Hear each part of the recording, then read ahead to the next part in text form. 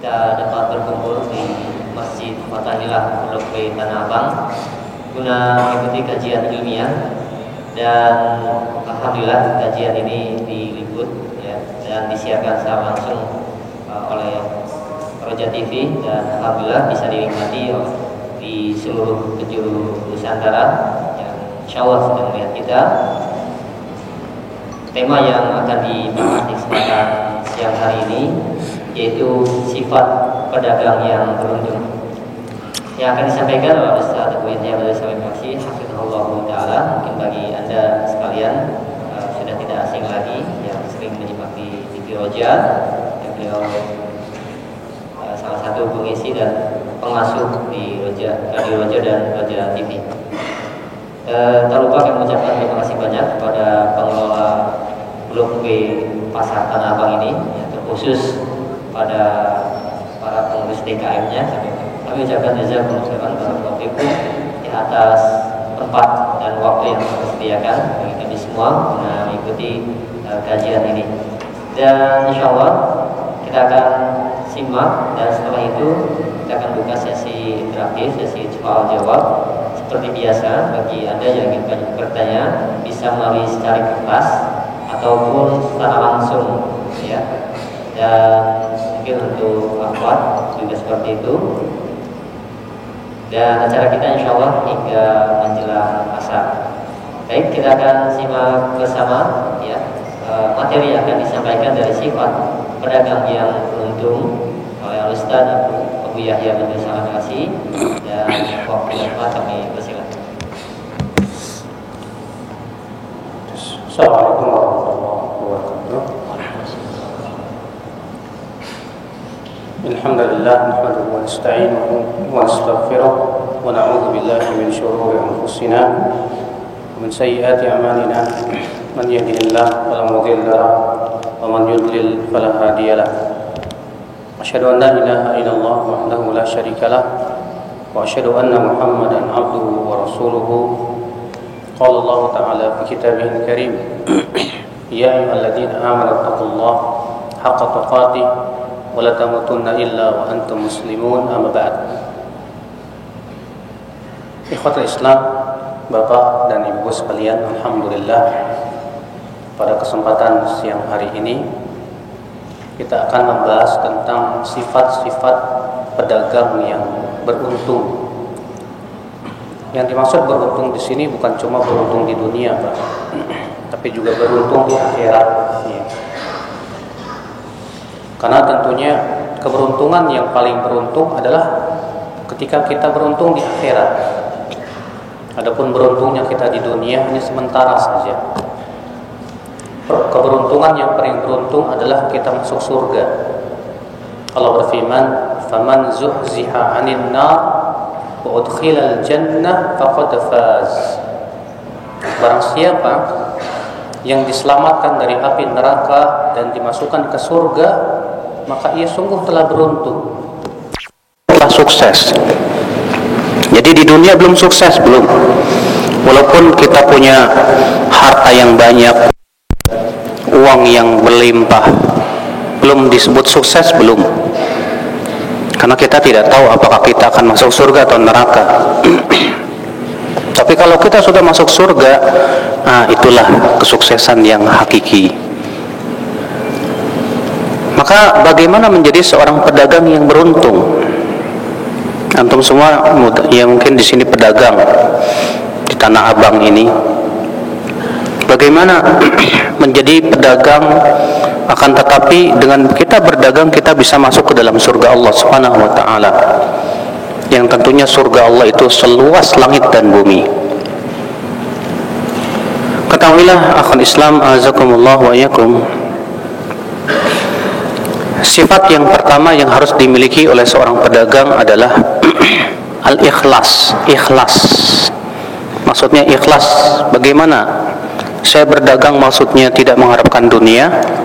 Tidak. Kalau berdagang memang tujuannya untuk mencari dunia.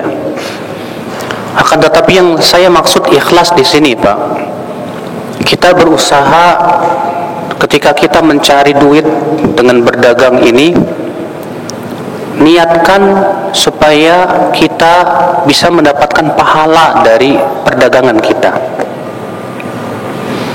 Bagaimana supaya perdagangan saya ketika saya pergi ke Tanah Abang berdagang, ternyata saya mendapatkan pahala di sisi Allah Subhanahu wa taala?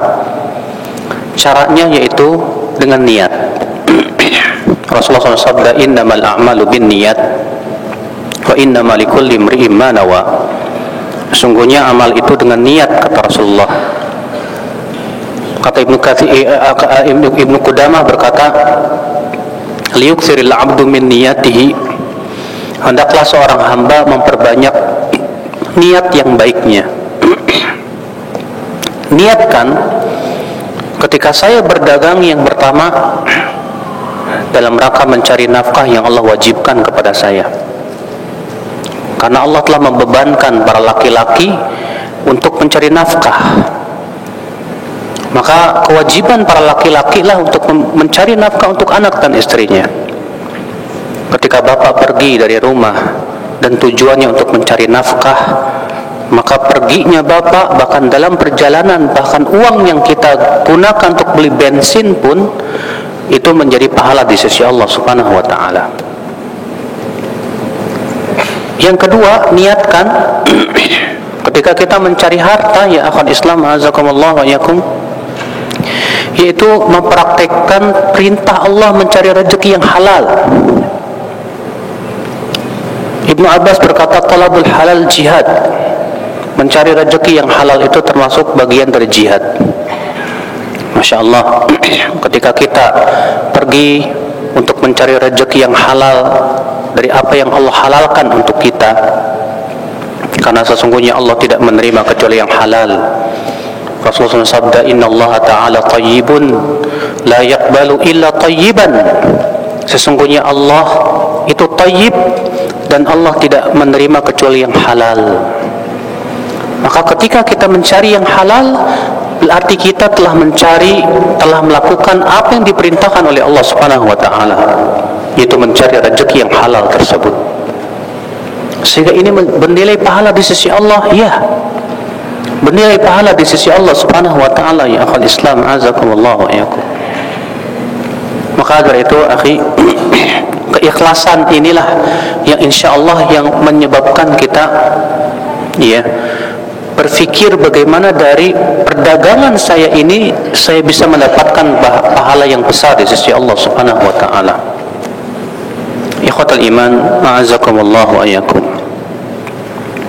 Oleh karena itulah, ya, dengan niat saja seorang hamba itu bisa mendapatkan pahala besar dari amalan yang mubahnya itu. Ya, kalau Rasulullah SAW saja bersabda, man arada an-naum wa nawa an yatahajjada fa ghalabatu aynah, siapa yang ingin tidur lalu ia berniat ingin sholat tahajud, lalu ia kalah oleh, ya, matanya sehingga ia pun ketiduran,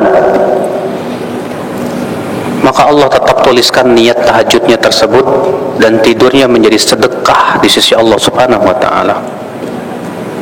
Bila tidur saja menjadi pahala karena niat, apalagi ini perkara yang sifatnya dianjurkan oleh syariat.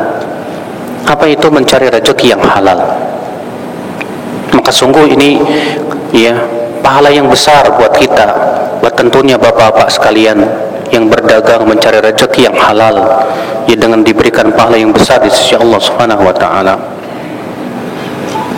Sifat yang kedua yang hendaknya dimiliki oleh seorang pedagang agar menjadi pedagang yang beruntung di sisi Allah Subhanahu wa taala, yaitu menjadi pedagang yang bertakwa. Apa itu pedagang yang bertakwa, Pak? Yaitu pedagang yang takut apabila ia memakan rezeki yang haram. Berarti ketakwaan inilah yang menyebabkan dia berusaha berdagang dengan cara yang dihalalkan oleh Allah Subhanahu wa taala dan meninggalkan segala macam perdagangan-perdagangan yang diharamkan oleh Allah Rabbul Izzati wal Jalalah. Terkadang ketika seorang pedagang tidak bertakwa, dia akan melakukan kecurangan-kecurangan dalam perdagangannya. Pedagang yang tidak bertakwa tidak peduli apakah perdagangannya tersebut mengandung riba atau tidak. Pedagang yang tidak bertakwa, dia tidak akan peduli apakah perdagangannya tersebut terpenuhi padanya syarat-syarat dagang atau tidak. Sehingga akhirnya apa yang terjadi, yang dia pikirkan hanyalah keuntungan, keuntungan, dan keuntungan. Ini pedagang yang tidak bertakwa kepada Allah Subhanahu wa taala. Karena Bapak sekalian, pedagang yang bertakwa itu sadar bahwa rezeki yang haram itu akan menumbuhkan apa? Daging-daging yang haram. Dan daging yang haram itu tempatnya di neraka, ya akhal Islam azakumullah. Pedagang yang bertakwa sadar bahwasanya orang yang makan dari rezeki yang haram tidak akan diijabah doanya oleh Allah Subhanahu wa taala. Sebagaimana Rasulullah SAW dzakara rajul yutilu safar ash'atha akbar yamuddu yadayhi ila as-sama'i ya rab wa mat'amu haram wa mashrabu haram wa malbasu haram wa ghudhiya bil haram fa ana yustajabu lah, kata Rasulullah. Rasulullah SAW menyebutkan seorang laki-laki yang perjalanannya panjang safar, rambutnya kusut berdebu, lalu ia menengadahkan dua tangannya ke langit sambil berkata, ya Allah, sementara makanannya haram, minumannya haram, pakaiannya haram, diberikan gizi dari yang haram. Kata Rasulullah, bagaimana akan dikabulkan doanya di sisi Allah Subhanahu wa taala? Pedagang yang bertakwa tidak ingin itu sepeser pun sesuatu yang haram masuk ke dalam perutnya. Maka ketakwaan itu yang mencegah ia untuk melakukan transaksi-transaksi yang tidak diridai oleh Allah Subhanahu wa taala. Ketakwaan itu yang berusaha dia mencari bagaimana sih sebetulnya perdagangan yang diridhoi oleh Allah dan Rasulnya. Kalau di zaman Umar, Pak, pedagang yang belum pernah belajar fikih dagang diusir oleh Umar bin Khattab. Iya. Kenapa? Karena pedagang yang tidak pernah belajar fikih dagang seringkali pasti akan jatuh kepada praktek-praktek ribawi atau maksiat atau kecurangan atau kezaliman dan yang lainnya. Maka dari itu wajib, Pak, siapapun yang menjerumuskan dirinya dalam dunia perdagangan, dia wajib belajar fikih dagang dan itu fardu ain buat dia. Kalau Bapak pedagang, berarti Bapak wajib belajar fikih dagang. Jika Bapak tidak belajar, maka Bapak berdosa di sisi Allah Subhanahu wa taala. Kenapa? Karena keseharian Bapak tidak lepas dari perdagangan. Usaha Bapak tidak lepas dari yang namanya dagang. Berarti kewajiban Bapak dan kewajiban setiap pedagang adalah mengetahui hukum-hukum Allah dalam masalah perdagangan. Alhamdulillah, ya, Ustaz Erwandi saya dengar katanya di sini rutin mengajar. Tentu ini nikmat yang sangat besar, ya akhwat Islam azakumullah, yang antum bisa maksimalkan untuk terus mengkaji tentang fikih dagang. Ikhwatul Islam azakumullah wa iyyakum. Dan takwa itu, Pak, itulah yang akan membuka pintu rezeki kita insyaallah. Karena Allah berjanji kepada setiap orang yang bertakwa untuk dimudahkan rezekinya. Allah berfirman dalam surat At-Talaq, "Wa may yattaqillah yaj'al lahu makhraja wa yarzuqhu min haitsu la yahtasib." Barang siapa yang bertakwa kepada Allah, pasti Allah akan berikan jalan keluar buat dia. Dan Allah akan berikan rezeki dari arah yang tidak disangka-sangka. Ini sudah janji Allah. Bapak yakin tidak dengan janji Allah, Pak? Setiap kita wajib yakin akan janji Allah ini, Pak. Ketika kita bertakwa dalam berdagang, kita jauhi perkara yang haram. Memang terkadang di awal-awal kita mengalami kesulitan dulu sebagai ujian dari Allah Subhanahu wa taala. Terkadang demikian. Iya. tapi setelah itu Allah berikan kepada dia kemudahan demi kemudahan, insyaallah. Ya, bahkan Allah mengatakan dalam surat At-Talaq itu juga, "Wa may yattaqillah yaj'al lahu min amrihi yusra." Siapa yang bertakwa kepada Allah, Allah akan jadikan urusan itu mudah, kata Allah Subhanahu wa taala. Asal kita mau bertakwa, yakin insyaallah. Orang yang bertakwa tidak mungkin Allah sia-siakan, Pak. Orang yang bertakwa kepada Allah pasti Allah tolong dia. Iya, pasti Allah bantu. Tidak mungkin Allah menyia-nyiakan hamba-hambanya yang ingin bertakwa kepada Allah Subhanahu wa taala. Allah berfirman, "Innallaha ma'al ladzina taqaw wal ladzina hum muhsinun." Sesungguhnya Allah bersama orang-orang yang bertakwa dan orang-orang yang berbuat ihsan. Ya. Allah mengatakan Allah bersama dengan orang-orang yang bertakwa. Maksudnya bersama itu apa? Kata para ulama itu dengan bersama dengan pertolongannya, dengan inayahnya, dengan bantuannya, dengan taufiknya. Maka jadilah Bapak sekalian menjadi pedagang-pedagang yang bertakwa kepada Allah Subhanahu wa taala, yang takut kepada kehidupan akhirat. Sebab di dunia mungkin ketika kita makan yang haram, kita bebas-bebas saja, tapi di akhirat la haula wala quwata illa billah. Makanan-makanan yang haram yang kita masukkan ke perut kita berubah menjadi api neraka ya akhwat Islam, yang membakar kita. Fanas'alullah salamata wal afiyah ya akhwat Islam, a'azzakumullah wa iyyakum. Jadi ini sifat ya pedagang yang kedua yang beruntung, yaitu dia mempunyai sifat takwa kepada Allah Subhanahu wa taala. Iya. Sifat yang ketiga, pedagang yang beruntung, Pak. Apa itu pedagang yang tidak tertipu dengan keuntungan yang banyak? Pedagang yang ingat akan hak-hak Allah dalam perdagangannya tersebut. Ketika kita bapak-bapak dagang, jayid, apakah saya berdagang tidak ada hukum Allah dalam masalah barang dagangan saya atau keuntungan saya dapatkan? Tentu di sana ada hak-haknya, Pak. Zakat namanya. Iya. Zakat. Allah wajibkan zakat bagi mereka yang telah sampai kepada nisabnya. Allah wajibkan zakat. Maka orang yang mengeluarkan zakat hartanya itu bukti keimanan dia kepada Allah Subhanahu wa taala. Rasulullah SAW bersabda, "As-sadaqatu burhan." Sedekah itu bukti. Bukti apa? Kata Imam Nawawi, artinya burhanun ala imanihi wa taqwa.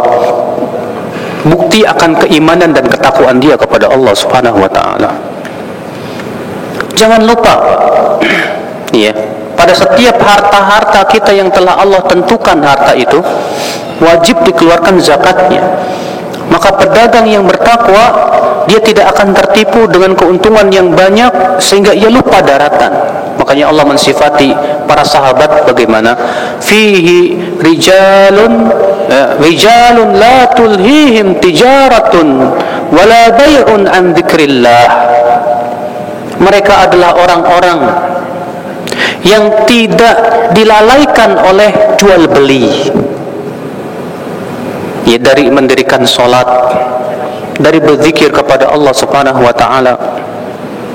Mereka para pedagang yang Masya Allah tahu bahwasanya perdagangan ini pun ada haknya yang merupakan hak fakir miskin yang harus dia keluarkan. Ya akhwal Islam, azakumullah wa iyyakum.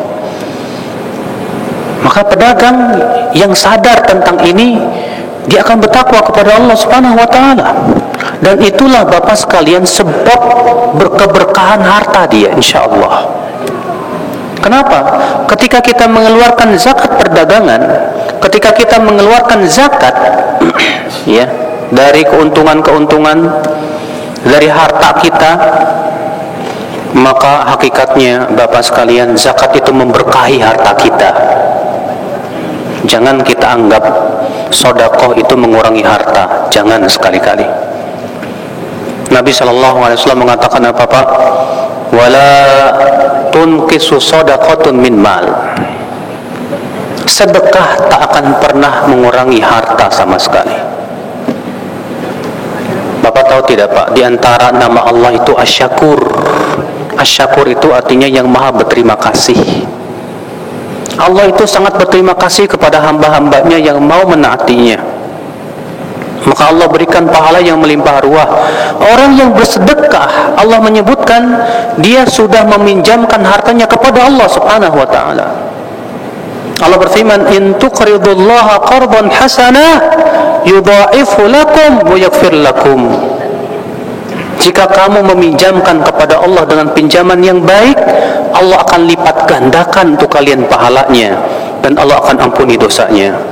Sudah begitu Allah berkahi hartanya, bahkan Allah tambahkan hartanya insyaallah. Makanya kan tidak ada Pak sejarah orang yang bangkrut karena sedekah, tidak ada. Sebutkan kepada saya ada orang yang bangkrut gara-gara sedekah. Sebutkan kepada saya ada orang yang bangkrut gara-gara zakat, tidak ada. Abu Bakar radhiyallahu anhu pernah beliau itu Pak bersedekah dengan seluruh hartanya. Apakah setelah itu jatuh miskin? Tidak. Sebutkan dalam hadis yang sahih, ya, dari Imam Ahmad dan yang lainnya, bahwa Umar bin Khattab berkata begini, hari ini aku akan kalahkan Abu Bakar, ya, dalam amalan. Maka Umar mengambil separuh harta kekayaannya, dibawa oleh Umar. Kemudian berkata, "Ya Rasulullah, ini separuh harta kekayaan saya mau sedekahkan di jalan Allah." Umar berkata, hari ini saya akan kalahkan Abu Bakar. Tak lama datang Abu Bakar dan berkata, "Ya Rasulullah, ini seluruh harta saya aku infakkan di jalan Allah." Umar tepuk jidat Pak, ya, saya tidak mungkin bisa mengalahkan Abu Bakar. Tapi apakah Abu Bakar menjadi fakir miskin dengan seperti itu? Tidak. Justru Allah semakin kembangkan, semakin berkahi, semakin berkahi, semakin berkahi. Subhanallah. Maka dari itulah seorang pedagang yang akan Islam, jangan lupa ini haknya, ini hak harta Anda diminta oleh Allah Subhanahu wa taala. Dan jangan khawatir, ketika Allah minta haknya, Allah tidak akan ganti, pasti Allah ganti di dunia dan akhirat biidznillah. Ikhwata Islam, a'azakumullah wa iyyakum. Maka itu sifat yang ketiga, ya, yang harus dimiliki oleh seorang pedagang, ya akhwal Islam, a'azakumullah wa iyyakum. Sifat selanjutnya yang harus dimiliki oleh seorang pedagang adalah husnul tawakkul 'ala Allah. Yaitu betul-betul tawakallah kepada Allah Subhanahu wa taala. Jangan sampai hati kita, Pak, menyandarkan hati kita kepada barang dagangan atau usaha kita. Jangan, Pak. Itu termasuk kesyirikan, Pak. Tapi sandarkan hati kita kepada Allah Subhanahu wa taala yang memberikan rezeki, Pak. Tawakal itu kata para ulama ada dua rukun. Apa rukun tawakal? Yang pertama, i'timadul qalbi 'ala Allah. Yaitu hati kita sandarkan kepada Allah. Serahkan semuanya kepada Allah. Yang kedua, as-sa'yu fi tahsil ma arad. Yaitu kita usaha untuk mendapatkan yang kita inginkan. Berdagang usaha, bahkan Allah pun memerintahkan kita mencari usaha yang halal. Allah menganjurkan kita mencari rezeki yang halal. Sambil hati kita pun serahkan semuanya kepada Allah Subhanahu wa taala. Maka itulah hakikat tawakal, Bapak sekalian. Dan tawakal itu, Pak, ibadah yang agung di sisi Allah Subhanahu wa taala. Maka siapa yang kehilangan syarat yang pertama? Syarat pertama apa, Pak? Hati kita bersandar kepada Allah. Nah, ini ya, hatinya bersandar kepada usahanya, maka ia jatuh kepada syirik. Dan siapa yang kehilangan syarat yang kedua? Apa syarat yang kedua itu, Pak? Usaha.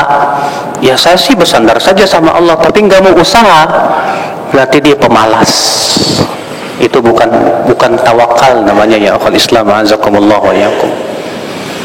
Maka tawakallah kepada Allah ya akhi. Allah berfirman, "Wa may yatawakkal 'ala Allah fahuwa hasbuh."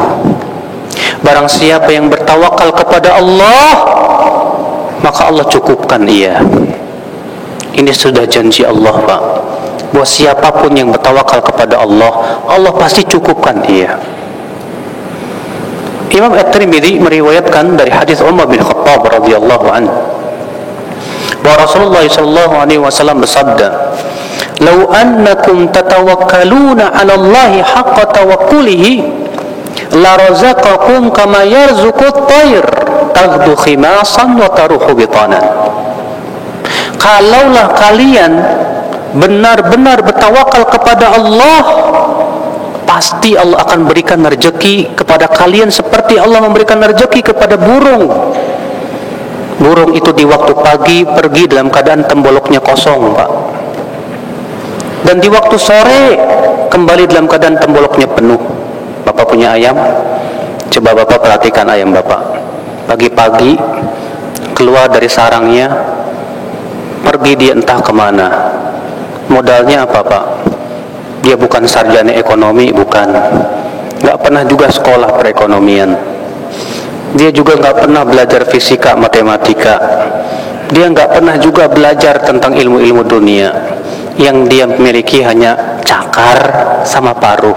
Dah, pergi dia mencakar sini, patuk sini, cakar sini, patuk sini. Lihat ketika dia pulang di sore hari, pasti temboloknya sudah penuh. Alhamdulillah. Masya Allah, Bapak sekalian, ayam-ayam itu Bapak sekalian mungkin tawakalnya lebih kuat daripada kita. Ya.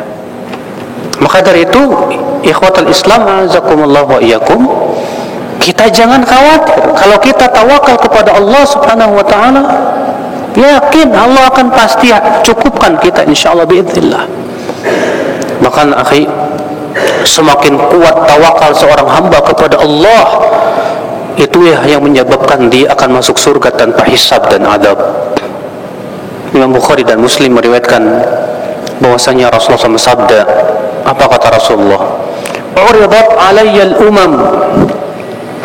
Ditampakkan kepadaku umat-umat pada hari kiamat.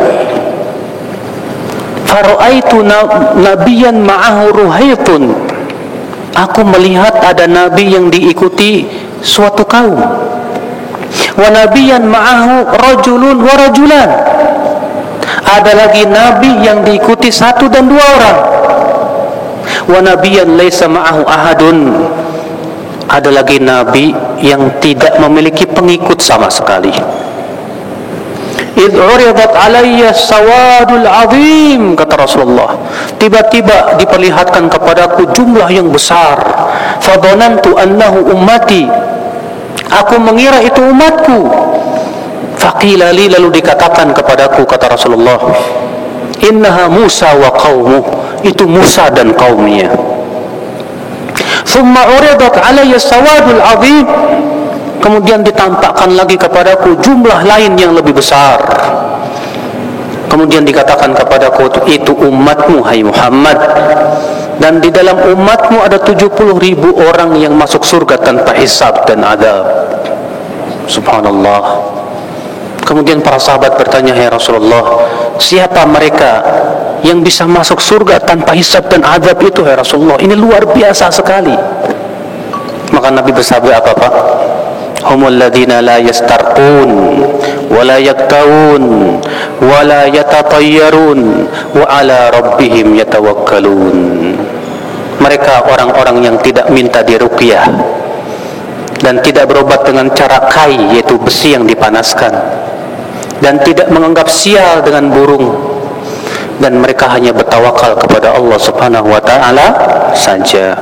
Mereka yang disebut oleh Rasulullah masuk surga tanpa hisab dan azab. Maka ya akhi, seorang pedagang harus memiliki kriteria ini, tawakal yang kuat kepada Allah Subhanahu wa taala. Ya. Jangan kemudian karena kita misalnya ya kepepet. Kalau orang kurang tawakal, Pak, ketika kepepet itu akhirnya menghalalkan segala cara. Tidak peduli halalkah, haramkah. Tapi ketika ia bertawakal kepada Allah, ya Allah, aku serahkan semuanya kepada Engkau, dan aku ridha dengan hasil yang Engkau berikan kepadaku, ya Allah. Kalau memang ternyata hari ini aku mendapatkan sekian, alhamdulillah, dia bersyukur kepada Allah Subhanahu wa taala. Ikhwatul Islam, azakumullah wa iyyakum. Ini sifat ya seorang pedagang yang beruntung. Berikutnya, sifat seorang pedagang yang beruntung adalah yaitu pedagang yang banyak berdoa dan berzikir kepada Allah Subhanahu wa taala. Karena sudah saya sebutkan tadi ayatnya, Pak. Ketika Allah mensifati para sahabat, Allah mengatakan apa? Rijalun la tulhihim tijaratun an dzikrillahi wa anis shalah.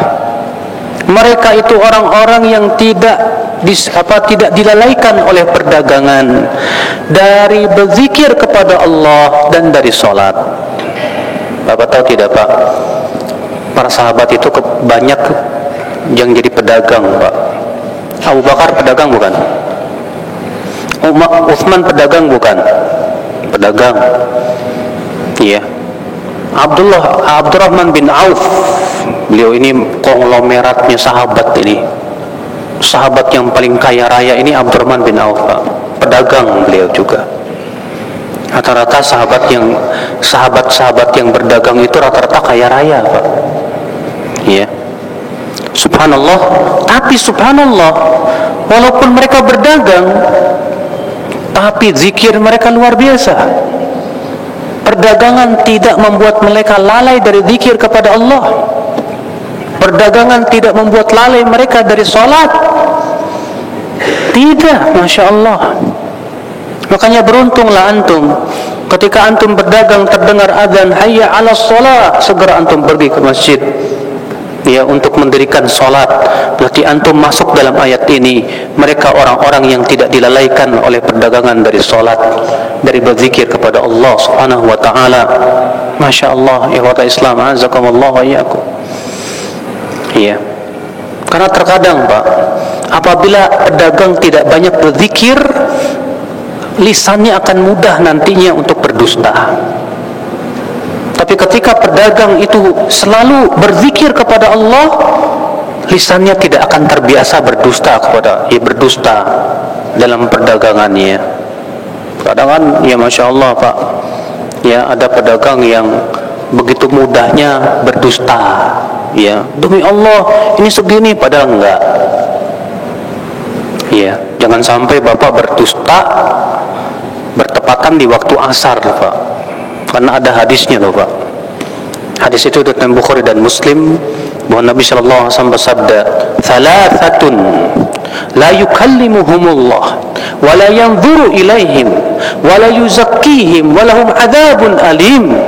Ada 3 orang, kata Rasulullah, yang tidak akan diajak bicara oleh Allah, tidak akan dilihat oleh Allah, tidak akan disucikan oleh Allah, dan bagi dia azab yang pedih. Siapa 3 orang ini? Yang pertama, rajulun baya'a rajulan fi waqtil asr. Seseorang yang berjual beli di waktu asar, fahalafa kadziban, lalu ia berdusta. Dalam satu riwayat Muslim, Rasulullah bersabda, 3 orang ini siapa? Salah satunya apa? Al-munafiq sil'atahu bil halafil kadzib. Orang yang melariskan dagangannya dengan sumpah-sumpah palsu. Masya Allah. Sampai-sampai Rasulullah mengatakan mereka itu tidak akan diajak bicara oleh Allah, tidak akan dilihat oleh Allah, tidak akan disucikan oleh Allah, dan bagi dia adab yang pedih. Na'udzubillah, nasallallahu assalamata wal afiyah. Nah, ketika pedagang itu banyak zikir kepada Allah, banyak ingat kepada Allah, itu insya Allah yang akan mencegah dia dari perbuatan seperti itu, ya akhal Islam, azakumullah wa iyyakum. Maka dari itulah Bapak sekalian, ketika Bapak ya sedang berada di tempat di toko sambil menunggu pedagang, jangan lupa zikir, Pak. Kalau bisa warnai dengan baca Quran, zikir-zikir, Masya Allah ya. Jangan kita menganggap zikir itu pahalanya kecil. Besar, Pak, besar. Kata Rasulullah SAW, alhamdulillahi tamla'ul mizan. Ucapan alhamdulillah itu bisa memenuhi timbangan. Ya. Imam Al-Hakim meriwayatkan dalam Mustadraknya dengan sanad yang sahih insyaallah, bahwasanya ada seorang wanita berkata kepada Rasulullah, "Hai Rasulullah, aku sudah tua. Ajarkan kepadaku amal yang bisa aku amalkan ketika aku sedang duduk, hai Rasulullah. Sambil duduk aku bisa beramal." Kata Rasulullah, ucapkan subhanallah 100 kali. Jika engkau ucapkan itu, maka sama pahalanya dengan mempersiapkan unta untuk disembelih di jalan Allah Subhanahu wa taala. Ucapkan alhamdulillah 100 kali, maka pahalanya sama dengan engkau memerdekakan hamba sahaya dari anak Ismail 100 orang. Ucapkan Allahu Akbar 100 kali, maka pahalanya engkau sama dengan mempersiapkan kuda-kuda perang 100 ekor.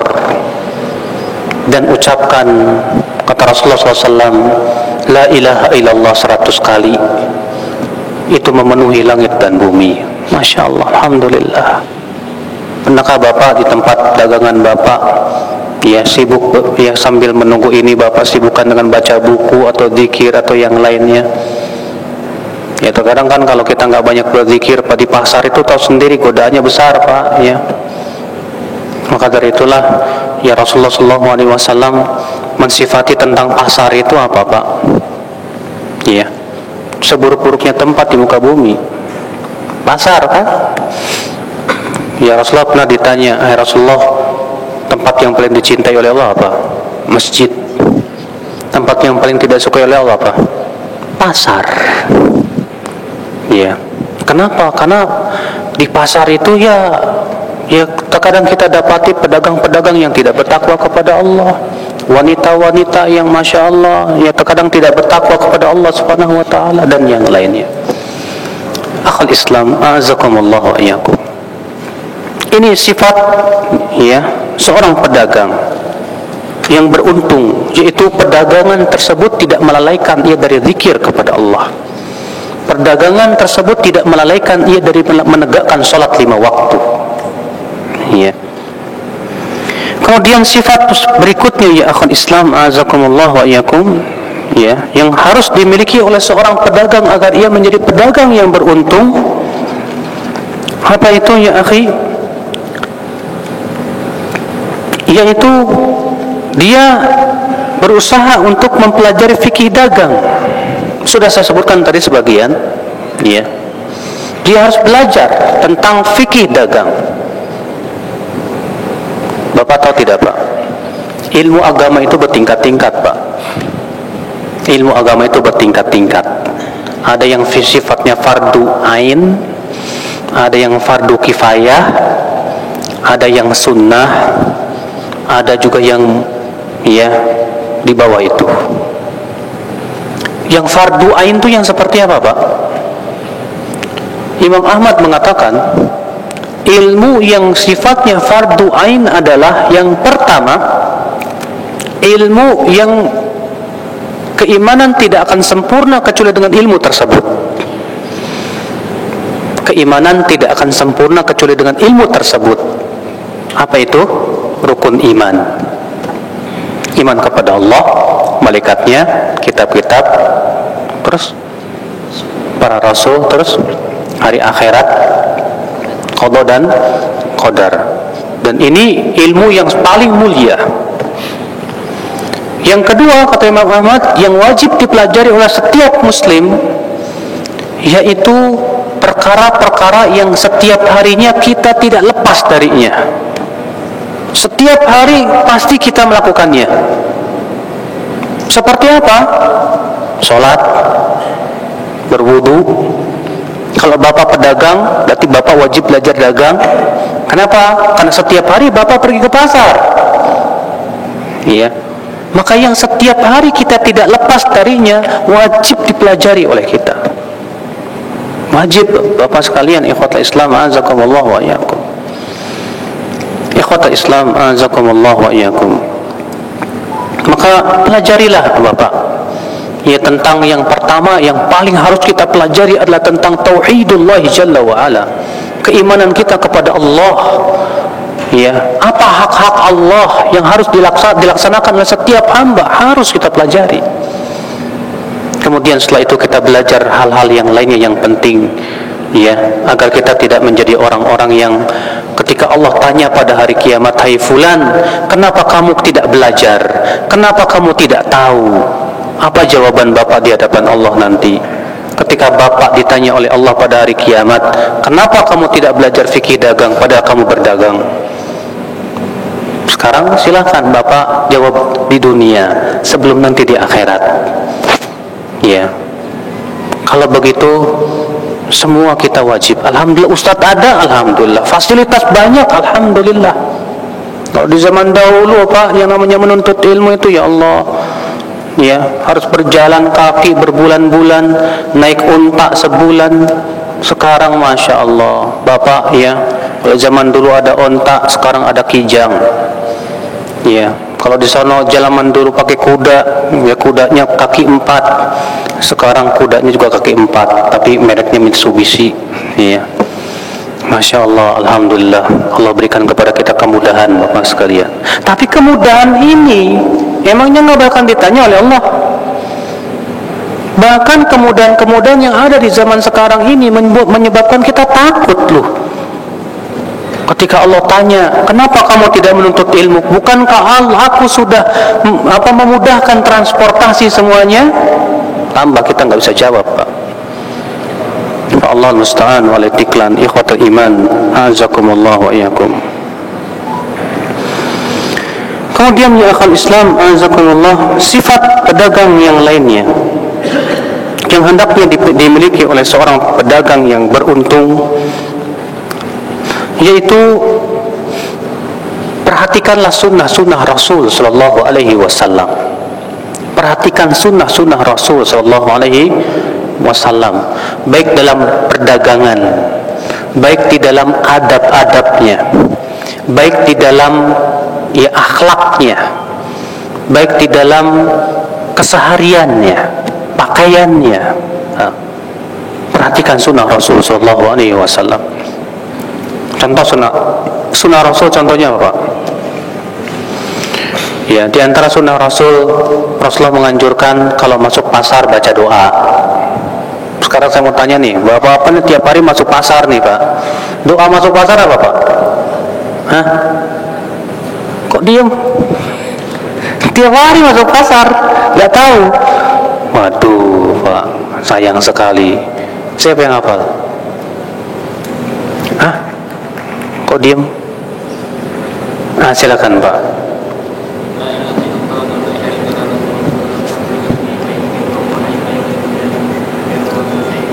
Masya Allah, alhamdulillah. Saya ulangi, dan nanti saya akan sebutkan apa keutamaan buat doa tersebut. La ilaha illallah wahdahu la syarikalah, lahul mulku wa lahul hamdu, yuhyi wa yumit, wa huwa hayyun la yamut, biyadihil khair, wa huwa ala kulli syai'in qadir. Kata Rasulullah, siapa yang membaca ini ketika masuk pasar, Allah gugurkan 1000 kali 1000 keburukannya. Allah angkat untuknya 1000 kali 1000 derajat untuknya, dan Allah bangunkan sebuah rumah di surga untuknya. Masya Allah. 1000 kali 1000 berapa? 1.000.000. Masya Allah. Hanya membaca ini, Ustaz. Ya. Kok kayaknya kecil banget tapi palingnya gede banget, gimana sih ini? Kalau Allah mau memberikan diskon, kenapa? Kalau Allah ingin memberikan kasih sayangnya, kenapa? Tidak menghalangi, hadisnya sahih insyaallah. Saya ulangi, Pak. La ilaha illallah wahdahu la syarikalah, lahul mulku wa lahul hamdu, yuhyi wa yumit, wa huwa hayyun la yamut, biyadil khair, wa huwa ala kulli syai'in qadir. Hafalkan itu Pak. Soalnya Bapak tiap hari masuk pasar. Ini keutamaan besar buat antum yang tiap hari masuk pasar. Tiap hari masuk pasar Bapak baca doa ini, berarti berapa juta Allah gugurkan dosa kita. Berapa juta Allah angkat derajat kita. Subhanallah. Makanya itu jangan sia-siakan Pak. Cuma ya terkadang begitu Pak. Kalau udah masuk pasar udah lupa segala-galanya dah. Apalagi kalau udah yang ngelihat barang-barang ya yang mau beli antri, udah boro-boro udah ya. Ingat, maka dari itulah ya orang yang senantiasa membaca doa masuk pasar ini pahalanya besar di sisi Allah Subhanahu wa taala. Sunnah Rasul ini saja terkadang kita tidak paham Pak. Iya. Sunnah Rasul ketika berangkat ke pasar kapan? Kata Rasulullah SAW, Allahumma barik li ummati fi bukuriha. Ya Allah, berkahi untuk umatku di awal siangnya. Adalah seorang sahabat yang bernama Sakhr, selalu mengirim barang dagangannya di awal siang.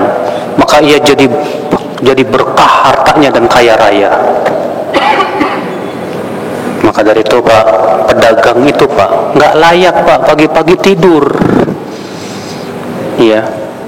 Bagusnya pedagang itu habis subuh zikir sampai matahari terbit, baru kemudian sholat syuruk, baru pergi ke pasar, berdagang di pasar di awal siang, berkah insyaallah. Karena itu yang dianjurkan oleh Rasulullah sallallahu alaihi wasallam. Ikhwatal Islam, azakumullah wa iyyakum. Nah ini akhi azakumullah, kalau kita mengetahui sunnah-sunnah Rasulullah SAW dalam kehidupan kita, terutama yang berhubungan dengan pasar, yang berhubungan dengan dagang, insyaallah Allah lebih berkahi lagi perdagangan kita di sisi Allah insyaallah. Ikhwatul Islam, azakumullah wa iyyakum. Akhal iman, azakumullah wa iyyakum. Kemudian di antara sifat pedagang berikutnya adalah yaitu at-tasamuh fil bai' wasyira, memberikan kemudahan dalam menjual barang dagangan. Nabi SAW mendoakan orang yang mudah dalam menjual, mudah dalam membeli, dan mudah dalam menagih hutang. Hadisnya dari Imam Ibn Majah dalam sunannya, dan hadis ini sahih insyaallah.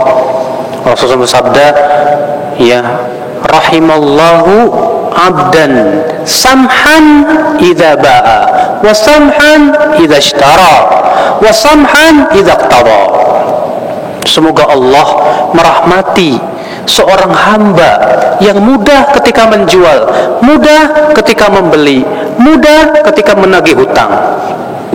Didoakan oleh Rasulullah SAW supaya Allah rahmati dia. Mudah dalam menjual maksudnya apa Pak? Tidak mengambil untung gede-gede sehingga nyusahin para pembeli Pak. Saking tingginya keuntungan akhirnya pembeli juga jadi susah buat beli. Walaupun tentu masalah keuntungan dikembalikan kepada uruf, ya, adat istiadat setempat. Mudah dalam membeli, kalau beli jangan nekek, ya, sampai nawar banget, sampai penjualnya geleng-geleng kepala. Ya, ada nggak Pak? Bapak pernah nggak ngadepin pedagang pembeli kayak gituan Pak? Ya kalau udah nawar itu maksa-maksa udah, wah ini belin, ini nggak bagus. Mudah ketika menagih utang, ya. Maka dari itulah ya akal Islam, orang yang mudah dalam menjual, mudah dalam membeli, memberikan kemudahan, maka yang seperti ini akal Islam adalah para pedagang yang dirahmati oleh Allah Subhanahu wa taala insyaallah. Kemudian di antara sifat pedagang yang beruntung insyaallah, yaitu pedagang-pedagang yang jujur dalam perdagangannya. Ya. Karena sesungguhnya akal Islam azakumullah wa iyyakum, ya, kejujuran itu sangat dibutuhkan ketika berdagang. Kenapa? Karena orang pedagang yang tidak jujur akan berbuat curang, pasti berbuat curang. Rasulullah SAW pernah Pak dalam suatu hadis dari Abu Daud, ya, pergi ke pasar. Kemudian beliau mendatangi tukang gandum. Kemudian Rasulullah memasukkan tangannya ke dalam gandum itu untuk memeriksa. Setelah diambil ternyata di dalamnya basah. Kata Rasulullah, kenapa kamu tidak jadikan yang basah ini di atas? Man ghasyana falaysa minna. Siapa yang mencurangi kami, ia bukan dari golongan kami, kata Rasulullah SAW. Ada pedagang susu, ya, curang dia, dicampur dengan air biar banyak, makanya gish, dia melakukan kecurangan. Ya, orang pedagang yang tidak jujur, sehingga dia pun berusaha untuk menutupi aibnya. Maka yang seperti ini, akhi, ya kata Rasulullah SAW, memuhiqat barakatuhuma, itu menyebabkan keberkahan dagang kita itu dicabut oleh Allah Subhanahu wa taala. Maka dari itulah, ya, kewajiban para pedagang untuk jujur. Jangan takut dengan rezeki dari Allah Subhanahu wa taala. Justru ketika jujur, insyaallah Allah akan berikan dan Allah bukakan yang lebih dari itu biiznillah, insyaallah. Ikhwata Islam, azakumullah wa iyyakum. Ya. Nah, inilah ya akhwal Islam, azakumullah wa iyyakum. Ya, di antara sifat-sifat para pedagang, ya, yang hendaknya kita camkan baik-baik. Yang jelas, insyaallah dengan melaksanakan sifat-sifat pedagang seperti ini menyebabkan Allah lebih berkahi lagi perdagangan kita, dan Allah bahkan kita bisa mendapatkan pahala yang besar insyaallah di sisi Allah, ya, dengan memperhatikan hal-hal seperti itu. Wallahu a'lam. Nah, alhamdulillah, terima kasih banyak kepada Ustaz setelah kita dengarkan bersama nasihat-nasihat yang insyaallah sangat bermanfaat sekali dari pembahasan dengan tema sifat pedagang yang beruntung. Ada beberapa poin yang telah kita catat, ya, bagi bapak-bapak ibu sekalian.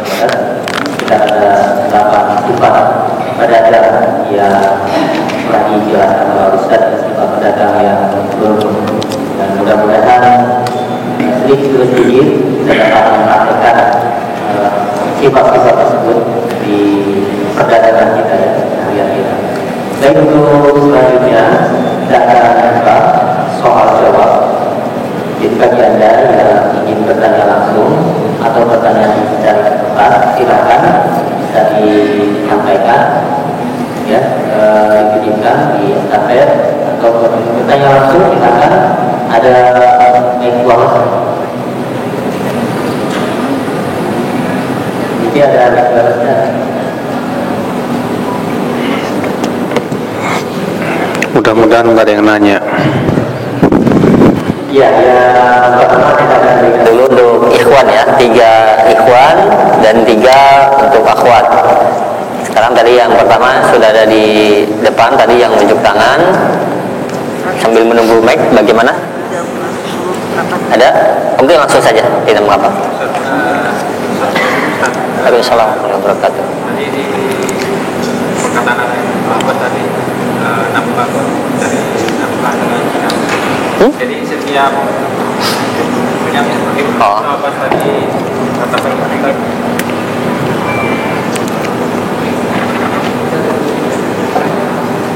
udah. Assalamualaikum warahmatullahi wabarakatuh. Jadi saya tertarik dengan perkataan Bapak tadi mencari nafkah itu mencari rezeki yang halal itu termasuk jihad. Jadi setiap muslim itu apapun langkah artinya yang diharapkan adalah pahala. Jadi saya teringat dengan mungkin hadisnya saya lupa nih karena innal abda la yujaru fi nafaqatihi, yang lebih sesungguhnya seorang hamba itu akan diganjar pahala kecuali bila tolong atau pembangunan tentang.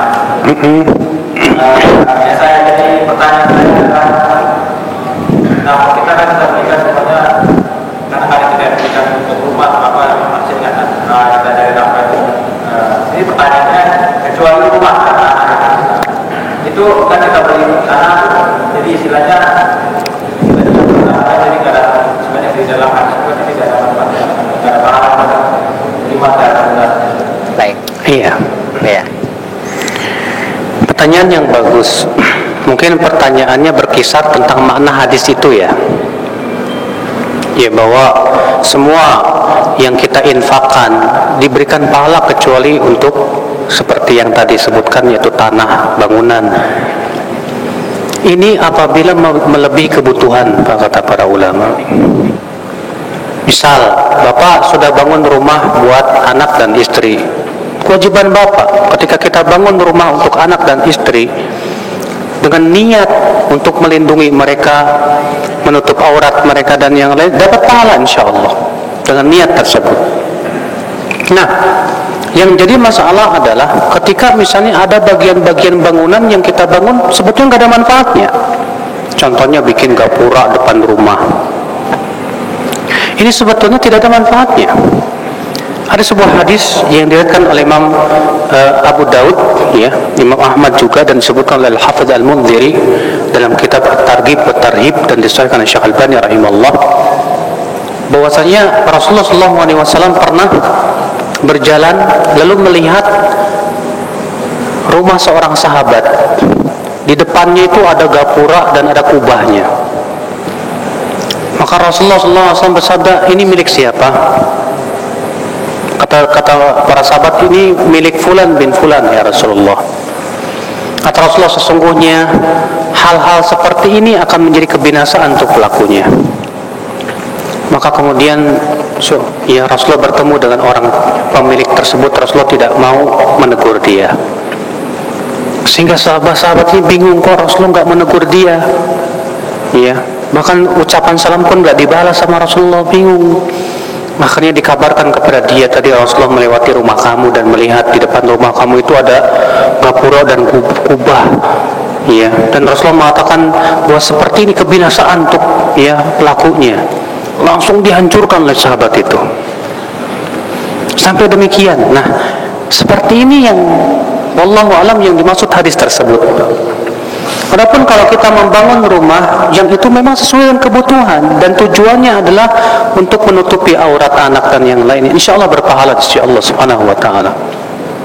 Iya, tapi kalau rumah itu melebihi kebutuhan kita, iya, dengan membuat ruangan-ruangan yang enggak terpakai dan yang lainnya, akibatnya apa yang terjadi? Ya, itu semua tidak akan diberikan nilai pahala di sisi Allah Subhanahu wa taala. Paham, Pak?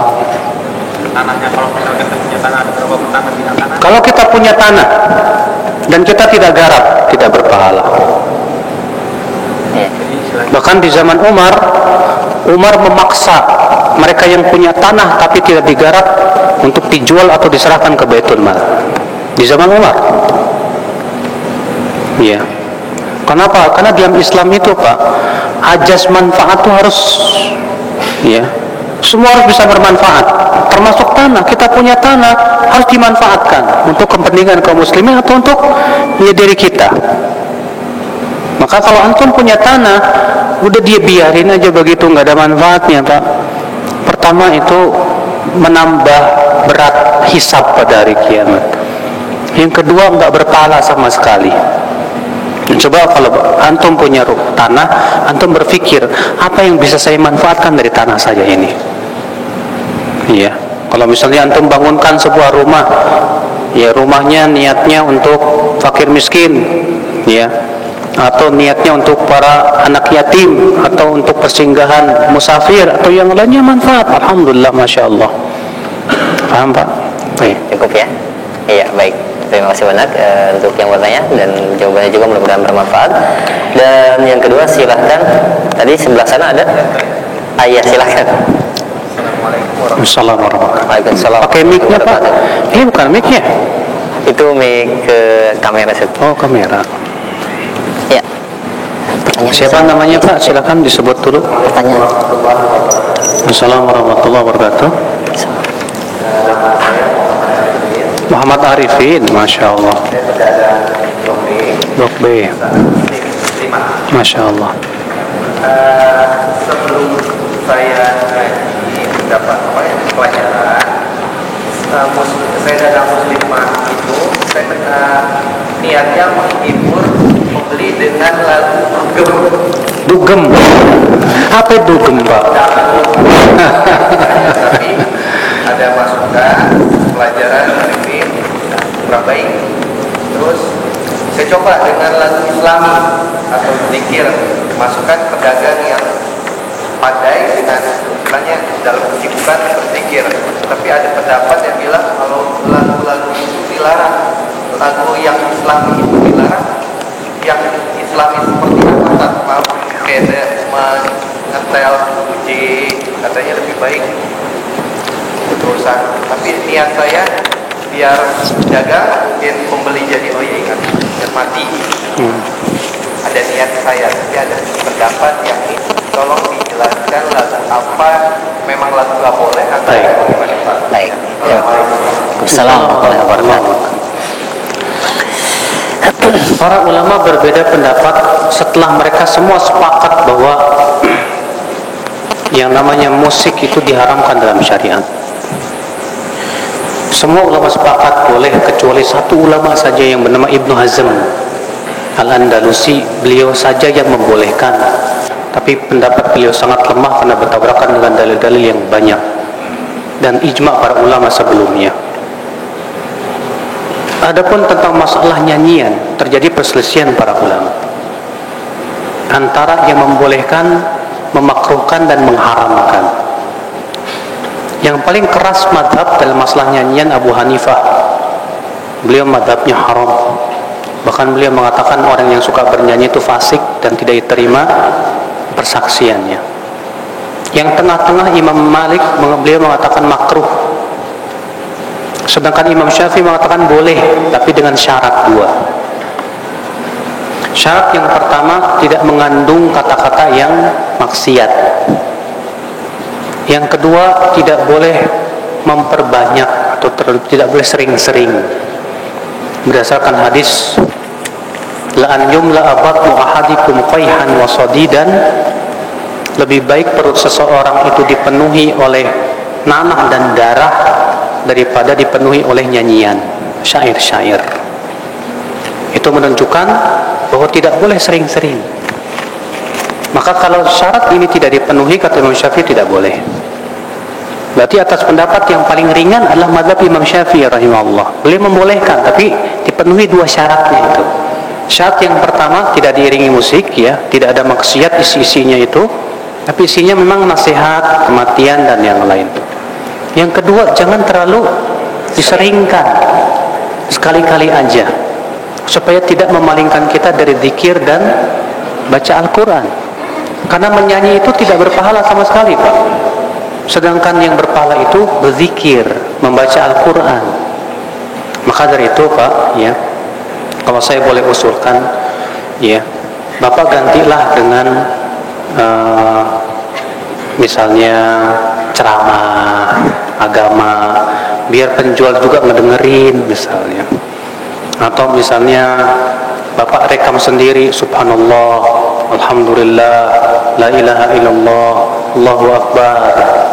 Jadi si pembeli pun juga jadi ingatkan supaya seperti itu misalnya. Yang jelas, ya, menghibur pembeli itu bukan syarat insyaallah untuk supaya si pembeli itu mau senang. Yang terpenting adalah Allah ridho enggak gitu terhadap kita, gitu kan? Insyaallah kalau Allah ridho, Allah berkahi insyaallah. Ya, Allah. Nah, iya, baik, cukup ya. Ya, terima kasih banyak. Dan ini ada pertanyaan yang berhubungan, Ustaz. Tadi bagaimana dengan menyetel murotal yang agak keras di toko kita, Ustaz? Bolehkah menyetel murotal? Menyetel murotal yang agak keras di toko kita. Dengan keras di toko kita. Kalau memang itu tidak mengganggu, tidak apa-apa, kata para ulama. Asal satu syaratnya, jangan mengganggu. Tapi kalau ternyata itu tidak mengganggu, silahkan. Cuma masalahnya, Pak, apakah mungkin setiap orang yang di situ bisa mendengarkannya? Loh, kok emang kenapa? Coba dengarkan dan coba tolong perhatikan sebuah ayat yang akan saya bawakan ini. Itu dalam surat Al-A'raf ayat 205. Allah mengatakan begini, wa idza quri'al qur'anu fastami'u lahu wa ansitu la'allakum turhamun. Apabila dibacakan Al-Quran, dengarkan dan diam supaya kamu dirahmati. Berarti kalau kita tidak dengar, tidak mendengarkan dan tidak diam, Allah tidak rahmati. Kan repot. Repot nggak Pak? Repot. Berarti kalau di setel murotal kita harus diam dengar. Sementara kita harus berinteraksi dan yang lainnya. Gimana ini? Ya mungkin kalau ketika tidak ada yang membeli nggak apa-apa, kita sambil dengerin gitu kan. Pas ada yang membeli kecilin. Supaya apa? Supaya kita menghormati ayat-ayat Allah Subhanahu wa taala. Ketika dibacakan itu Allah mengatakan dengarkan dan diam kan gitu. Makanya saya tadi memberikan usulan, coba Bapak rekam aja sendiri, subhanallah, alhamdulillah, la ilaha illallah, Allahu akbar. Itu lebih bagus sebetulnya. Karena Al-Quran itu ada adab yang harus diperhatikan. Iya, Allahu a'lam. Iya, baik. Terima kasih banyak jawaban yang sangat bermanfaat sekali ya. Dan ini sudah ada beberapa pertanyaan melalui sari kertas. Kami akan angkat terlebih dahulu yang di pertanyaan di sari kertas ini. Jadi pertanyaan sebelumnya beliau mendoakan semoga Allah selalu menjaga antum beserta keluarga. Kita sebagai pedagang kadang didoakan oleh rekan-rekan kita atau teman-teman kita yang non-muslim Ustaz.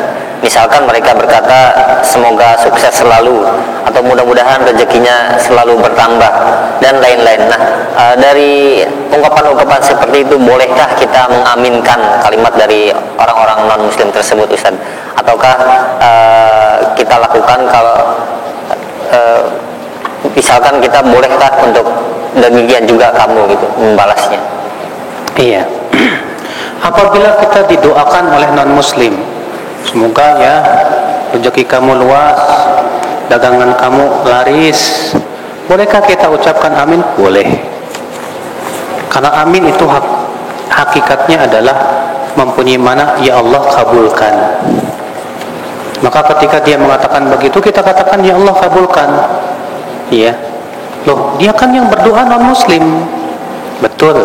Tapi ketika kita aminkan itu menjadi doa untuk diri kita sendiri. Iya. Maka dari itu boleh, tidak masalah kita aminkan ya ketika misalnya seorang muslim dan muslim mendoakan kita. Mudah-mudahan ya kamu diberkahi ya. Dan yang lainnya kita kan amin. Ya. Mudah-mudahan Allah memberkahi kita. Iya. Begitu. Allahu a'lam. Adapun membalasnya, maka yang lebih bagus kita doakan hidayah kepada dia. Kita ucapkan Allah yahdika, semoga Allah memberikan kamu hidayah. Iya, itu lebih bagus. Pernah disebutkan dalam satu riwayat yang sahih, ada seorang Yahudi pura-pura bersin di sisi Rasulullah haji dengan harapan Rasulullah SAW membalas yarhamukallah. Tapi rupanya Rasulullah malah mengatakan apa? Yahdikallah, semoga Allah memberikan kamu hidayah. Iya, maka itu doa untuk orang yang non-muslim. Allahu a'lam. Dan bedanya dengan salam kan, kalau orang non-muslim assalamualaikum, tapi ada yang lagi mendingan diam gitu, kita nggak usah doain. Assalamualaikum kan doa, kandungan assalamualaikum selamat bagi kamu. Betul. Gimana saja? Ada yang bertanya, bagaimana kalau non-muslim itu mengucapkan salam kepada kita? Assalamualaikum. Bolehkah kita jawab waalaikumsalam? Terjadi perselisihan ulama menjadi dua pendapat dalam hal ini. Sebagian ulama mengatakan cukup jawab waalaikum. Berdasarkan hadis bahwasanya Rasulullah SAW pernah duduk, lalu lewatlah Yahudi dan mengatakan assalamu alaik, kebinasaan atasmu. Kata Rasulullah wa alaik. Lewat lagi Yahudi satu lagi, assalamu alaik, bukan assalamu alaik tapi assalamu alaik, kebinasaan atasmu. Kata Rasulullah wa alaik. Lewat lagi Yahudi yang ketiga, assalamu alaik. Rasul jawab lagi wa alaik. Rupanya Aisyah dengar Maka Aisyah marah dan berkata, "Wa'alaikumussalam ya abna al-qirata wal khanazir." Justru atas kalian kebinasaan dan laknat, hai anak-anak kera dan babi, gitu. Mendengar itu Rasulullah bersabda kepada Aisyah, "Aisyah, pelan-pelan, jangan begitu." Iya. Lihat, Rasulullah hanya menjawab wa'alaik. Atas dasar itu kata mereka, berarti kalau ada non-muslim yang mengatakan assalamualaikum, cukup kita jawab wa'alaikum. Sementara sebagian ulama lagi mengatakan nggak apa-apa kita jawab wa'alaikumussalam berdasarkan keumuman ayat, wa idza huyyitum bitahiyyatin fahayyu bi ahsana minha aw rudduha. Apabila kalian diucapkan salam, maka jawablah dengan yang sama atau lebih baik dari itu. Iya. Maka kita ucapkan wa'alaikumussalam warahmatullah. Nah, ini terjadi perselisihan para ulama tentang boleh tidak menjawab salam non-muslim, Pak. Saya lebih condong kepada pendapat yang mengatakan boleh. Ya, karena dalilnya lebih kuat. Allahu a'lam. Nah. Iya, jelas ya, cukup, alhamdulillah. Jazakallahu khair atas jawabannya. Dan mungkin untuk akhwat, dikarenakan tidak ada mic wireless, pertanyaannya di sari kertas saja ya, bisa nanti diberikan ke yang belakang di estafet. Ada pertanyaan kembali ini dari yang menulis, ya Ustadz, adakah hadis atau larangan mengambil untung yang banyak, dan adakah batasan mengambil untung tersebut, Ustadz? Adakah hadis yang melarang mengambil untung yang banyak? Tidak ada. Dan adakah batasan dalam syariat tentang keuntungan? Tidak ada. Iya. Banyak ulama mengatakan bahwa hendaknya keuntungan itu disesuaikan dengan uruf. Apa itu uruf? Uruf itu artinya kebiasaan setempat yang ada. Biasanya di tempat itu berapa sih keuntungannya? Makanya ya, apabila seseorang misalnya pembeli beli kepada seorang pedagang, kemudian si pedagang memberikan harga melebihi dari uruf.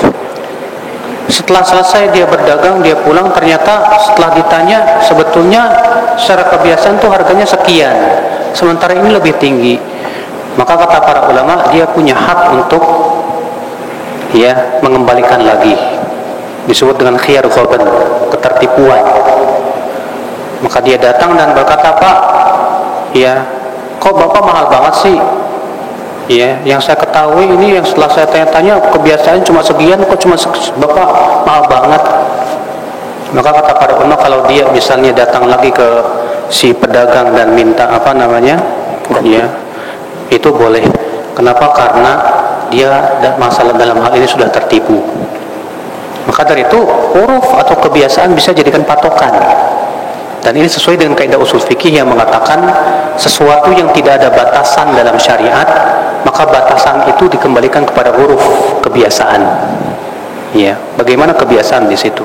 Kalau ternyata tidak ada kebiasaan, ya, tidak ada kebiasaan, ya sudah, terserah. Yang jelas Rasulullah menganjurkan untuk memberikan kemudahan dalam menjual. Semakin mudah, semakin mendatangkan rahmat Allah Subhanahu wa taala, insyaallah. Allahu a'lam. Ya, baik. Terima kasih banyak, jawaban yang sangat bermanfaat sekali. Demikian ya untuk yang bertanya. Ada yang bertanya langsung kembali mungkin? Kalau untuk akhwat karena naiknya yang Ustaz tadi bilang, karena dalam nota kita kan tulis barang yang sudah dibeli tidak bisa ditukar kembali. Itu kan termasuk kita sudah jual beli. Gitu. itu jadi syarat seperti itu ya. Apa termasuk kayak gitu? Boleh, Pak, apabila memang semua syarat-syarat jual beli sudah terpenuhi. Kalau syarat-syarat sudah jual beli sudah terpenuhi, ya, di mana misalnya si A, si B berjual beli, si A pembeli, si B penjual. Kemudian si A sudah memeriksa barangnya bagus, dia sudah suka, dan yang lainnya sudah dibayar, akad terjadi. Kemudian tidak ada khiyar. Mereka sepakat mengatakan tidak ada khiyar ya. Baik. Selesai, pergilah keduanya. Maka kata apa? Fakat wajibal bai'. Maka berarti jual beli sudah wajib. Maka di saat itu enggak masalah. Tapi kalau misalnya di situ ada ketertipuan dan dia merasa ditipu si pembeli ini, maka dia punya hak dong. Iya. Disebut dengan apa? Ya, khiyar ghaban itu. Allahu a'lam. Iya, jelas ya, insyaallah. Alhamdulillah. Dan untuk akhwat tadi karena tidak ada mic wireless yang sampai ke sana, tadi disediakan oleh panitia sambil menulis, silahkan kami akan angkat pertanyaan yang telah datang di sini. Iya, ya Ustaz, saya seorang pedagang yang dimana kebanyakan pembelinya adalah wanita, para wanita. Nah, jika mereka pembeli dilayani oleh pelayan laki-laki, pembelinya terlihat canggung sekali, Ustaz. Dan akhirnya saya mengambil karyawan seorang wanita. Tapi di satu sisi saya ingat hadis mengenai fitnah wanita yang keluar untuk bekerja, dan juga wanita yang bekerja di luar itu merupakan ciri-ciri tanda kiamat, Ustaz, di mana para wanita banyak yang bekerja di luar. Nah, bagaimana dengan hal ini, mohon nasihatnya, Ustaz. Pertama, Bapak, ya, bahwa seorang pedagang laki-laki melayani pembeli perempuan itu boleh. Di mana hal itu pun terjadi di zaman Rasulullah SAW, di zaman sahabat, tabi'in, tabi'ut tabi'in, dan dari zaman ke zaman. Ya, ketika wanita pergi ke pasar dan mereka beli, penjualnya laki-laki, mau tidak mau ada interaksi. Dan ini perkara yang dibutuhkan, kata para ulama. Iya. Kita tidak boleh bercampur baur. Kenapa? Karena itu bisa menjerumuskan kepada zina. Tapi di saat itu dibutuhkan, ada kebutuhan, boleh. Karena kaidah usul fikih mengatakan sesuatu yang diharamkan karena bisa menjerumuskan itu menjadi boleh di saat ada dibutuhkan. Jadi wallahu a'lam, menurut saya ya enggak masalah pelayannya itu laki-laki dan melayani ya wanita tentunya, walaupun tetap batasan-batasan di situ untuk dijaga. Iya. Seperti tidak saling berpandangan, tidak saling berpegangan, atau yang lainnya yang bisa menjerumuskan kepada zina.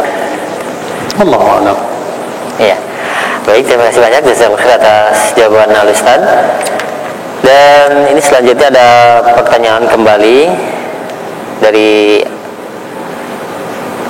penanya. Ya Ustaz, bagaimana dengan hukum profesi pekerjaan sebagai penarik ojek, Ustaz? Ya, sekarang yang disebutkan Gojek dan sebagainya. Sedangkan kita penumpangnya itu ada wanita, ada laki-laki ya, dan juga drivernya ada wanita, ada laki-laki. Nah, bagaimana seperti ini, Ustaz? Ya, inilah masalah yang Masya Allah ya, dimana seorang ojek itu tidak mau tidak mau terkadang berdua-duaan dengan wanita, duduk berdua ya. Sementara Nabi mengatakan tidaklah laki-laki dan wanita berdua-duaan kecuali yang tiganya apa? Setan. Maka kalau ojek ini bertakwa kepada Allah ya, maka pilihlah yang memang laki-laki aja. Adapun wanita ya, maka yang lebih baiknya tidak diterima, kecuali kalau memang sangat membutuhkan pertolongan ataupun yang lainnya yang sangat dibutuhkan. Adapun kemudian berdua-duaan dengan wanita, apalagi wanita tersebut cantik ya, siapa sih laki-laki yang ada yang tergoda kalau cuma ojek tapi kalau pasti ada itu enggak. Nah, itulah masalah fitnah ya, fitnah. Wallahu a'lam. Nah, baik. Jazakumullah khair. Dan masih ada yang bertanya langsung mungkin untuk ikhwannya, untuk laki-laki? Tidak ada? Ya, kalau tidak ada kami akan angkat kembali. Ya Ustaz, bagaimana hukumnya menjual barang-barang yang di situ ada gambar bernyawanya, Ustaz? Yang jelas, apabila barang-barang tersebut dihinakan seperti keset ya, bukan untuk dimuliakan, itu boleh, nggak apa-apa. Karena kata para ulama, apabila gambar-gambar tersebut untuk dihinakan, seperti dijadiin bantal, jadiin keset, maka yang seperti ini nggak apa-apa. Tapi kalau itu dimuliakan, seperti buat tas dan yang lainnya atau hiasan dinding, maka ini tidak diperbolehkan, karena itu bisa mengusir malaikat rahmat. Rasulullah sabda, la tadkhulu innal malaikata la tadkhulu baitan fihi kalbun wala surah. Sesungguhnya malaikat itu tidak akan masuk rumah yang di situ ada anjing dan gambar-gambar bernyawa. Rasulullah tidak akan masuk. Jadi ya, yang kita jual itu apa? Baju dipakai, jangan. Apalagi terkadang orang masuk ke masjid pakai baju tersebut, atau ke rumah pakai baju tersebut. Jangan, kenapa? Karena itu bisa menghalangi malaikat rahmat untuk masuk ke dalam rumah. Iya. Allahu a'lam. Iya. Pertanyaan Ustaz.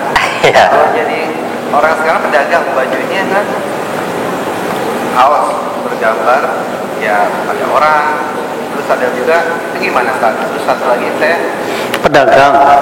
Iya. baju kaos kan ada gambar-gambar orang. Iya.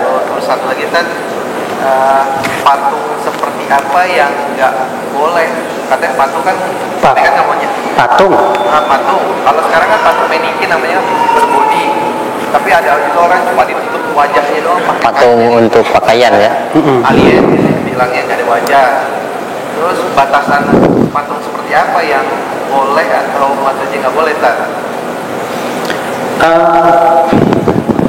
Patung disebutkan dalam hadis riwayat Imam Ahmad bahwa Rasulullah SAW pernah janjian dengan malaikat Jibril untuk bertemu di malam hari. Di malam itu Rasulullah menunggu, ternyata malaikat Jibril nggak datang-datang. Sampai subuh hari Rasulullah pergi ke masjid, ternyata malaikat Jibril ada di luar, nggak bisa masuk. Lalu malaikat Jibril berkata, "Hai Muhammad, tadi malam aku datang, tapi tidak ada yang mencegahku untuk masuk kecuali dua, yaitu di depan pintu rumahmu ada patung, dan di dalam rumahmu ada anjing. Perintahkan patung itu supaya dipatahkan kepalanya, dan perintahkan anjing itu supaya dikeluarkan." Maka kalau misalnya patung itu wajahnya memang lengkap gitu, maka solusinya dipatahkan. Iya. Kalau bisa, ya patung yang wajahnya polos aja, nggak ada apa-apanya. Itu yang lebih bagus. Iya. Nggak ada mata, nggak ada hidung, nggak ada gigi, polos aja kan, yang penting barang berdagangnya terpampang. Iya. Allahu a'lam. Iya. Tahu ya. Kalau dagang kerudung, kalau dipatahkan repot juga ya. Jadi harus mungkin yang polos itu sudah ada seperti itu. Baik, terima kasih banyak jazakallahu atas jawabannya. Demikian, dan selanjutnya ada yang bertanya langsung, sudah ada yang terpikirkan belum? Masih ada waktu kita nih. Iya, silakan. Waalaikumsalam warahmatullahi wabarakatuh.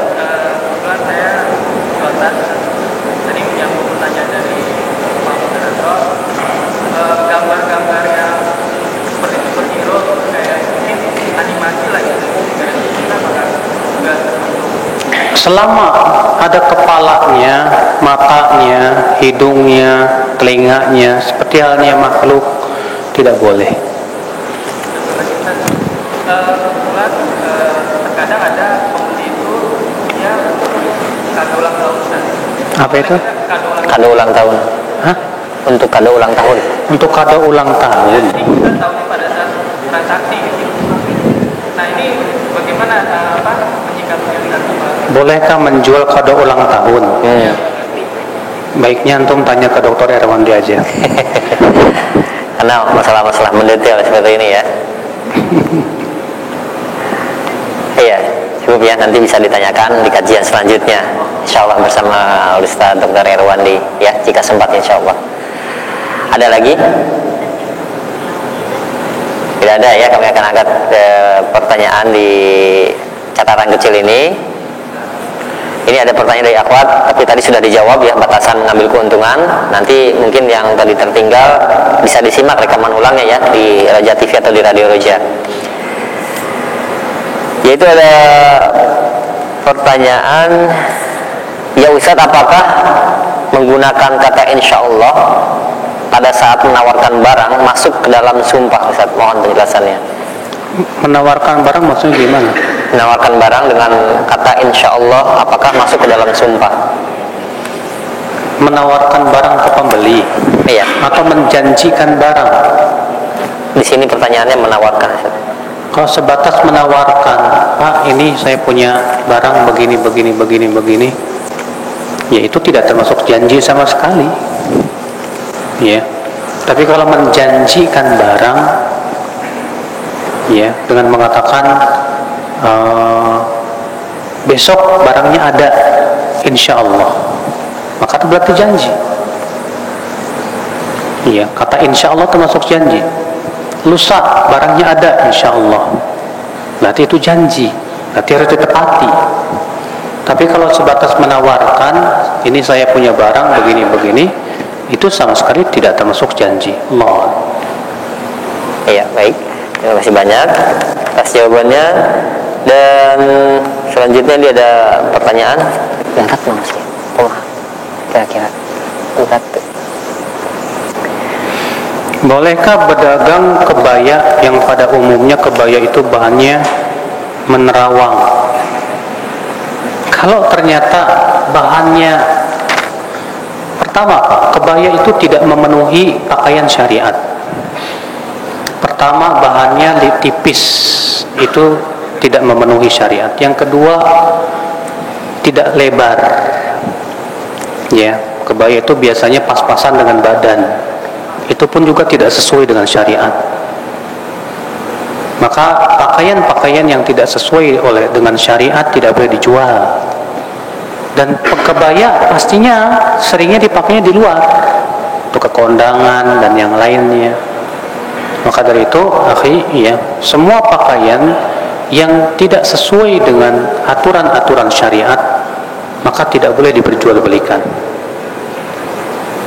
Nah, kalau misalnya pakaian-pakaian bikini untuk istri di hadapan suaminya, ya nggak masalah.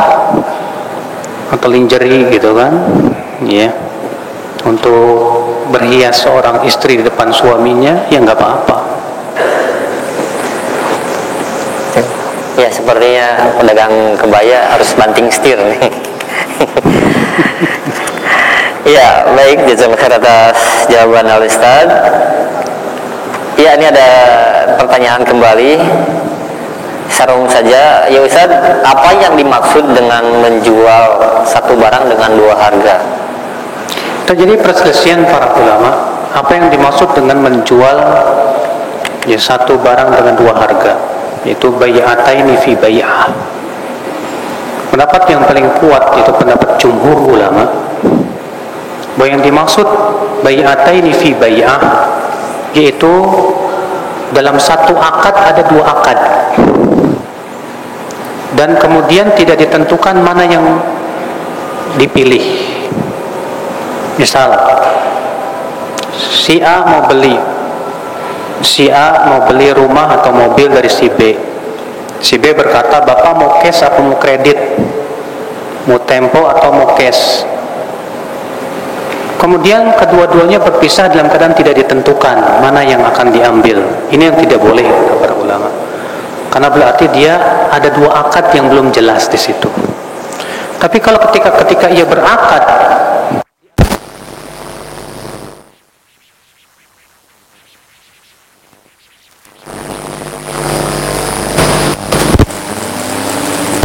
maka yang seperti ini boleh, nggak masalah.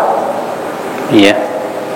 Jadi yang tidak boleh itu kata jumhur, kalau dia menawarkan barang dengan dua harga, cash dan kredit, lalu kemudian terjadi akad tapi tidak ditentukan di atas yang mana, ini tidak boleh. Tapi kalau ditentukan saya mau ambil cash, berarti dia akad di atas satu harga. Atau saya ambil kredit, berarti dia akad di atas satu harga.